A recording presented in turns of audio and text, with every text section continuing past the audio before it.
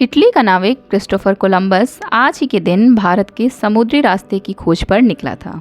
इस बात को तो सभी जानते हैं कि कोलंबस ने 1492 में अपनी यात्रा शुरू की थी, लेकिन इसकी जानकारी कम ही लोगों को है कि वो तारीख 3 अगस्त की ही थी। यानी आज ही के दिन 3 अगस्त 1492 को क्रिस्टोफर कोलंबस भारत की खोज पर निकला और गलती से उसने अमेरिकी द्वीप को खोज लिया था। कोलंबस ने अमेरिकी द्वीपों को ही भारत मान लिया और उसे इंडीज का नाम दे दिया। कोलंबस गलत था, लेकिन पूरी जिंदगी वो इसी गलती के साथ जिया कि उसने भारत को खोज निकाला है। अपनी मौत तक उसे ये जानकारी नहीं हो सकी कि वो दरअसल अमेरिकी द्वीपों को भारत समझ रहा है। कोलंबस के समुद्री सफ़र की बड़ी ही रोचक दास्तान है। दरअसल क्रिस्टोफर कोलंबस का जन्म 1451 में जिनोवा में हुआ था। उसके पिता जुलाहे थे। बचपन में कोलंबस अपने पिता के काम में मदद किया करता था। बाद में उसे समुद्री यात्राओं का चस्का लग गया और इसी को उसने अपना रोजगार बना लिया। कोलंबस के वक्त में यूरोप के व्यापारी भारत समेत एशियाई देशों के साथ व्यापार किया करते थे। जमीन के रास्ते आकर वो यूरोपीय देशों को अपना माल बेचते और यहाँ से मसाले वगैरह अपने साथ ले जाते। व्यापार का रास्ता ईरान और अफगानिस्तान से होकर निकलता था। 1453 में इस इलाके में मुस्लिम तुर्कानी साम्राज्य स्थापित हो गया, जिसने यूरोपीय व्यापारियों के लिए रास्ते बंद कर दिए। एशियाई देशों के साथ यूरोप का व्यापार बंद हो गया और यूरोप के व्यापारी परेशान हो गए। इसी दौर में कोलंबस के मन में समुद्र के रास्ते भारत जाने का विचार आया। ये किसी को नहीं पता था कि वहाँ से भारत कितनी दूर है और किस दिशा में सफ़र करने पर भारत पहुँचा जा सकेगा। कोलंबस को अपने ज्ञान पर भरोसा था।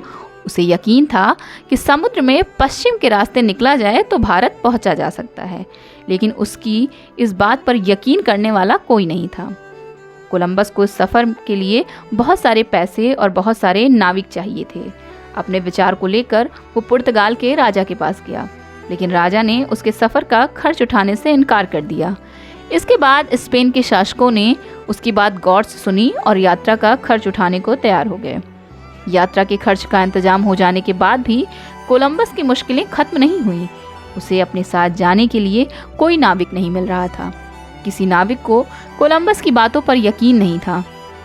उस वक्त लोगों को लगता था कि धरती टेबल की तरह चपटी है और वो समुद्र के लंबे सफ़र पर निकलेंगे तो एक दिन ऐसा आएगा कि समुद्र खत्म हो जाएगा और वो कहीं नीचे गिर जाएंगे।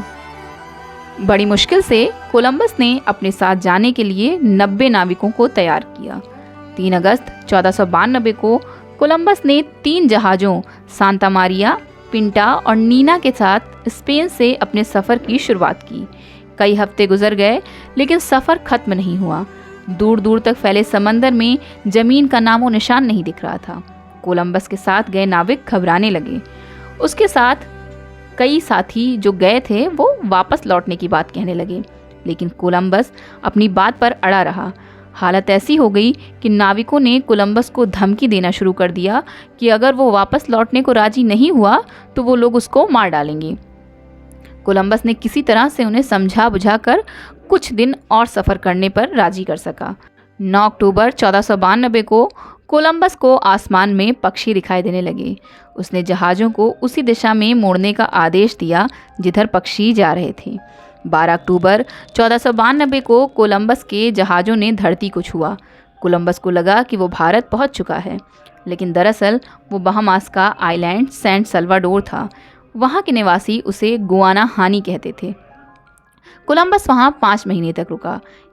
उसने इस दौरान कई कैरेबियाई द्वीपों की खोज की, जिसमें जुआना यानी क्यूबा और हिस्पानियोला यानी सैन डोमिंगो शामिल थे।